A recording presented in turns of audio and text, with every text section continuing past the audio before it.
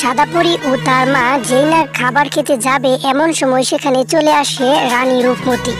দাঁড়াও দাঁড়াও, তোমরা এই খাবার খাবে না। এই খাবারের মধ্যে বিষ আছে, এই খাবার খেলে তোমরা দুজনেই মারা যাবে। দাঁড়াও। এ কি, এই মানুষের বাচ্চা এখানে কে এনেছে? পৃথিবী থেকে কে এনেছে একে? আমার মেয়ে এত সুন্দর করে আমাদের জন্য গোল্লা বানিয়েছে, আর ও এসব কি বলছে? আমি এক্ষুনি ওকে মেরে ফেলবো। দাঁড়াও মা, তুমি মেরো না একে, আমি এনেছি একে পৃথিবী থেকে। দাঁড়াও মা, তুমি মেরো না। দেখেছো মা, তোমার মেয়ের এত বড় সাহস, সে তোমার কথা অমান্য করেছে। সে পৃথিবী থেকে মানুষের বাচ্চা এনেছে। এগুলো তো তোমার উপর এবং আমাদের পরিরাজ্যের উপর বিপদ বই আনবে। তুমি এক্ষুনি ওকে মেরে ফেলো মা। হ্যাঁ হ্যাঁ, তুই ঠিক বলেছিস, আমি এক্ষুনি ওকে মেরে ফেলছি। তুমি কেন বাইরে বেরিয়েছো, আর হঠাৎ করে কেন বা এরকম কথা বলছো?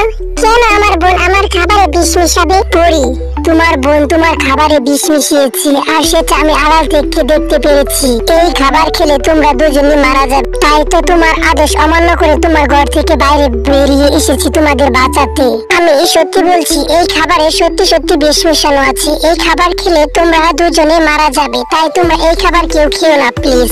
মা, এই মানুষ কন্যা মিথ্যে বলছে। আমি খাবারে বিষ মিশাইনি মা, তুমি বিশ্বাস করো আমাকে। ও কেন শুধু শুধু মিথ্যা বলতে যাবে? মা, তুমি এক্ষুনি এই গোলাগুলো পরীক্ষা করে দেখো, এতে সত্যি সত্যি বিষ আছে নাকি। রানীপুরী সাদাপুরীর কথা মতো তার জাদু শক্তি দিয়ে খাবার পরীক্ষা করে দেখলো, আর দেখলো এতে সত্যি সত্যি বিষ আছে।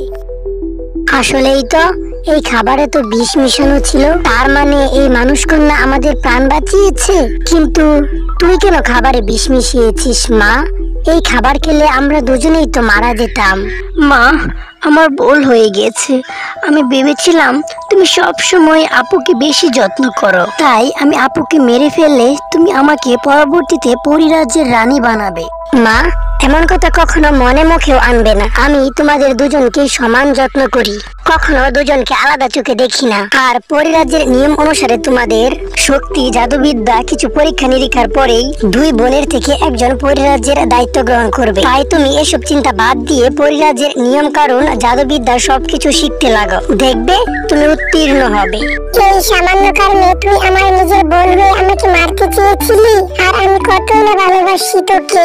আমার ভুল হয়ে গেছে আপু, আমি আমার ভুল বুঝতে পারছি। তুমি আমাকে ক্ষমা করে দাও আপু, প্লিজ তুমি আমাকে ক্ষমা করে দাও।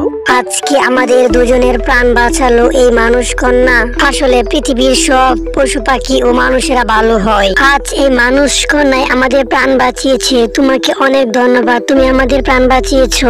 হাকিয়াপুরের রাজা বিজয় আমার স্বামী হয়তো আমাকে অনেক খুঁজছে, তাই আমি আমার রাজ্যে ফিরে যেতে চাই। সাদাপুরি, তুমি বলেছিলে তুমি আমার রাজ্যে ফিরে দিবে, তাই করো। আমি নিজে তোমাকে তোমার রাজ্যে দিয়ে আসবো, আর আমার দরজা তোমার জন্য সব সময় খোলা। যদি তুমি কোনো বিপদে পড়ো তাহলে আমি অবশ্যই তোমাকে সাহায্য করব। তুমি আমার এবং আমার মেয়ের প্রাণ বাঁচিয়েছো, তোমাকে তো সাহায্য করতেই হবে। তারপর নিজেদের মধ্যে এসব কথা বলা বলি শেষ করে বড় পরী রানী রূপমতিকে তার রাজ্যে ফিরিয়ে দিয়ে আসে।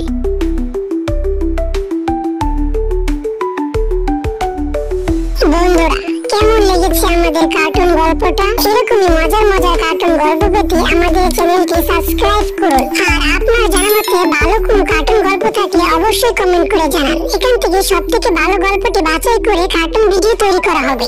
ধন্যবাদ।